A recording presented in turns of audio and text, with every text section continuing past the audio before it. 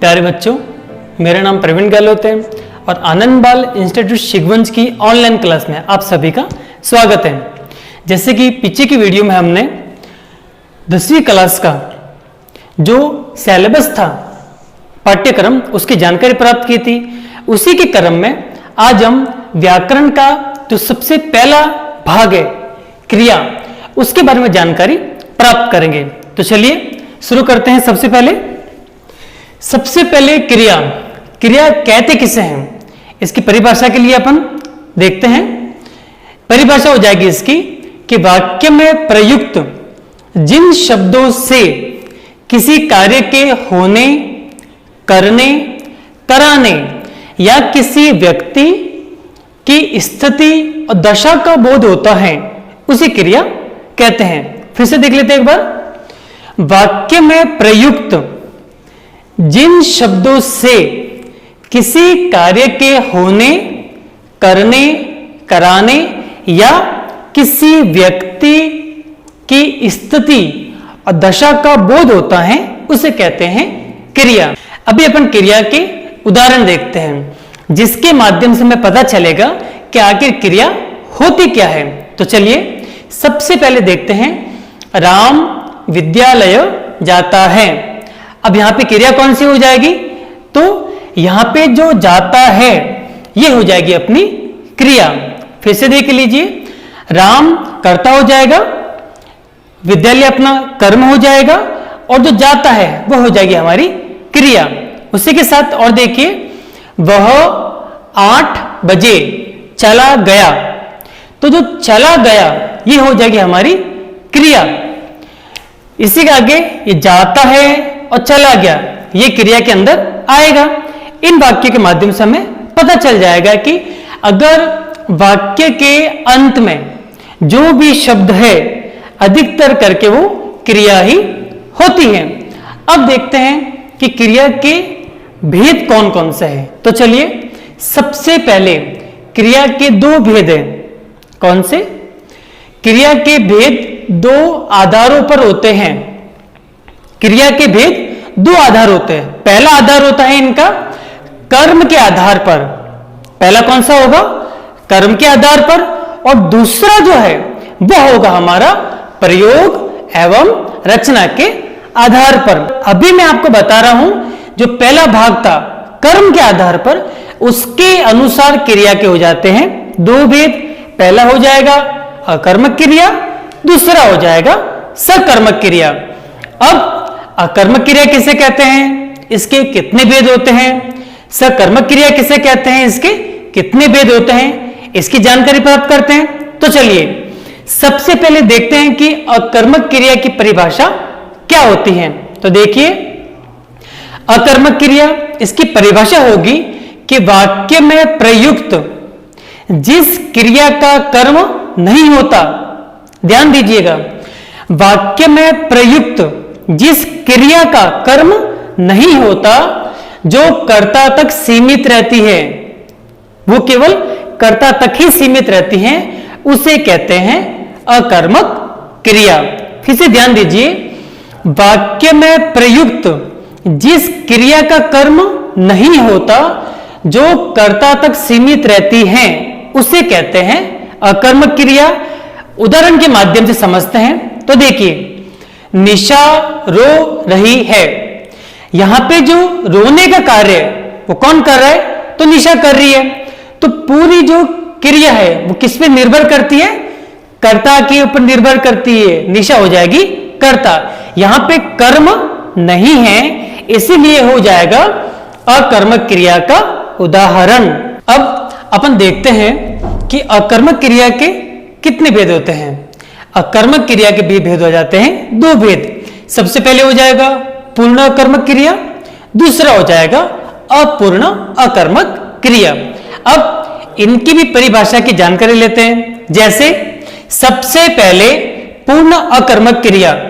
पूर्ण अकर्मक क्रिया किसे कहते हैं, तो वाक्य का अर्थ स्पष्ट करने के लिए कर्ता के अतिरिक्त अन्य शब्द की आवश्यकता नहीं होती, उसे कहते हैं पूर्ण अकर्मक क्रिया। पूर्ण का अर्थ ही हो जाता है जो अपने आप में पूर्ण है। फिर से देख लीजिए, वाक्य का अर्थ स्पष्ट करने के लिए कर्ता के अतिरिक्त अन्य शब्द की आवश्यकता नहीं होती, उसे कहते हैं पूर्ण अकर्मक क्रिया। कैसे? उदाहरण के माध्यम से समझ लेते एक बार। वह जा रही है, अब ये वाक्य हो गया पूरा। यहां इस वाक्य में किसी भी शब्द की आवश्यकता नहीं पड़ेगी, इसीलिए इस वाक्य में कौन सा आ जाएगा? तो हो जाएगा पूर्ण अकर्मक क्रिया। उसी के बाद इसका दूसरा भेद देखते हैं, वो हो जाएगा अपूर्ण अकर्मक क्रिया। देख लीजिए परिभाषा कि वाक्य का अर्थ स्पष्ट करने के लिए कर्ता के अतिरिक्त अन्य शब्द की आवश्यकता होती है। ध्यान देना, जो पूर्ण कर्मक क्रिया है इसमें अन्य शब्द की आवश्यकता नहीं होती, और जो अपूर्ण कर्मक क्रिया है इसके अंदर हमें अन्य शब्द की आवश्यकता होती है। जैसे वे थे, अब यहां पे कुछ कमी सी लगती है, वो कौन सी कमी है? आगे देखिए, तुम हो। ये दोनों उदाहरण ऐसे हैं कि एक शब्द और इसमें होना चाहिए, तो कौन सा शब्द होना चाहिए वो देखिए। इन वाक्यों में क्रमशः बीमार तथा निराश। फिर देख लीजिए, वे बीमार थे, वाक्य पूरा हो जाएगा, और तुम निराश हो, वाक्य पूरा हो जाएगा। तो इन दोनों उदाहरण के माध्यम से यह पता चलता है कि कौन सी क्रिया के उदाहरण है, तो यह है अपूर्ण कर्म क्रिया के उदाहरण। इस प्रकार जो अकर्मक क्रिया थी उसके दोनों भेदों की जानकारी पूर्ण रूप से प्राप्त हो जाती है, और उदाहरण को देखने से यह पता चल जाता है कि कौन सी क्रिया का यह भेद है, या तो पूर्ण कर्मक का होगा या फिर अपूर्ण कर्मक का होगा।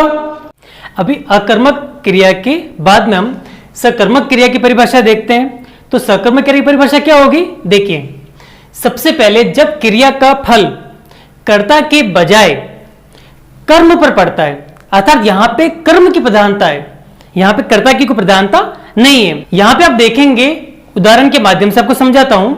राम आम खाता है, यहां पे राम की कोई प्रधानता नहीं है, यहां पे प्रधानता किसकी है? आम की है, कि राम क्या खाता है? तो राम आम खाता है। फिर से देख लीजिए, जिस क्रिया का फल कर्ता की बजाय कर्म पर पड़ता है, तो यहां पे पूरा जो फल हो किस पे पड़ रहा है? कर्म पर पड़ रहा है, इसलिए यहां पे कौन सा उदाहरण हो जाएगा?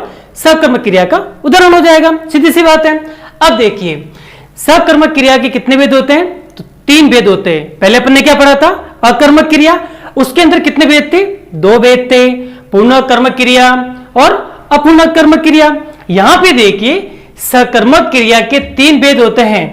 कौन से? पहला कौन सा हो जाएगा? पहला होगा एक कर्मक क्रिया हो जाएगा, दूसरा द्विक कर्मक क्रिया हो जाएगा, और तीसरा अपूर्ण सकर्मक क्रिया। उसी के अनुसार हम इनकी परिभाषा देखते हैं। ध्यान से देखिए, सबसे पहला कौन सा भेद है? सबसे पहला है एक कर्मक क्रिया का है। परिभाषा देखिए, जिस वाक्य में क्रिया के साथ उसका एक ही कर्म होता है, अर्थात इसके जो उदाहरण होंगे उस उदाहरण में केवल आपको कितने कर्म मिलेंगे? एक कर्म मिलेगा, उसके अलावा कुछ नहीं मिलेगा। चलिए उदाहरण देखते हैं अपन। राजू गाना सुनता है। ध्यान से देखिए, राजू हो जाएगा कर्ता, सुनना हो जाएगा क्रिया। तो कर्म क्या हुआ? कर्म हो जाएगा इसका गाना। कितने कर्म है इसके अंदर? एक कर्म है, तो किसका उदाहरण हो जाएगा? एक कर्मक क्रिया का उदाहरण हो जाएगा। परिभाषा फिर से देख लीजिए, जिस वाक्य में क्रिया के साथ उसका एक कर्म होता है, और यहां पे कितने कर्म है? एक कर्म है, तो हो गया एक कर्मक क्रिया। दूसरा देखते हैं, द्विकर्मक क्रिया। वैसे पता चल रहा है इसमें कितनी क्रिया होगी? 2 क्रिया होगी। परिभाषा देखिए, जिन वाक्यों में क्रिया के साथ उसके 2 कर्म होते हैं, एक कर्मक में एक कर्म, द्विकर्मक में 2 कर्म। उदाहरण देखते हैं इसका। अध्यापक छात्रों को हिंदी पढ़ाता है। ध्यान से देखिए, अध्यापक हो जाएगा कर्ता, पढ़ाना हो जाएगी क्रिया। कर्म कौन कौन से? तो छात्रों और हिंदी, ये 2 हो जाएंगे कर्म। तो जहां पे 2 कर्म होता है वो कौन सी भेद होगा? आपकी द्विकर्मक क्रिया हो जाएगी वो। अब देखिए, अंत में है अपनी अपूर्ण सकर्मक क्रिया। इसमें थोड़ा सा ध्यान देना पड़ेगा। ध्यान से देखिए, जिन क्रियाओं में कर्म रहते हुए भी अर्थ का पूरा बोध नहीं होता, ध्यान रखिएगा, जिन क्रियाओं में कर्म तो होता है लेकिन अर्थ का पूरा बोध नहीं हो पाता, उन्हें पूरा बनाने के लिए कर्म से संबंध रखने वाले अन्य शब्दों की आवश्यकता पड़ती है। कैसे? उदाहरण के माध्यम से समझते हैं अपन। जैसे गांव वाले मोहन को मूर्ख समझते हैं, अंडरलाइन जो कर रखी है उसे ध्यान से देखिएगा। मोहन को, ये क्या है? कर्म है, लेकिन अगर इस उदाहरण को ऐसे समझे अपन, कैसे? ध्यान से देखिए, गांव वाले मूर्ख समझते हैं। किसको मूर्ख समझते हैं? ऐसा कुछ दिया हुआ नहीं है, तो ध्यान रखना है। यहां पे मोहन के अन्य शब्द हो गया। क्या हो गया? मोहन अन्य शब्द। अगर मोहन नहीं होता तो क्या वाक्य बन जाता? गांव वाले मूर्ख समझते हैं, लेकिन इस कर्म के चलते एक और शब्द की आवश्यकता पड़ गई, तो अपने क्या लगा दिया? यहां पे मोहन लगा दिया। अब आप फिर से परिभाषा देखिए, आपको अच्छे से समझ में जरूर आएगी।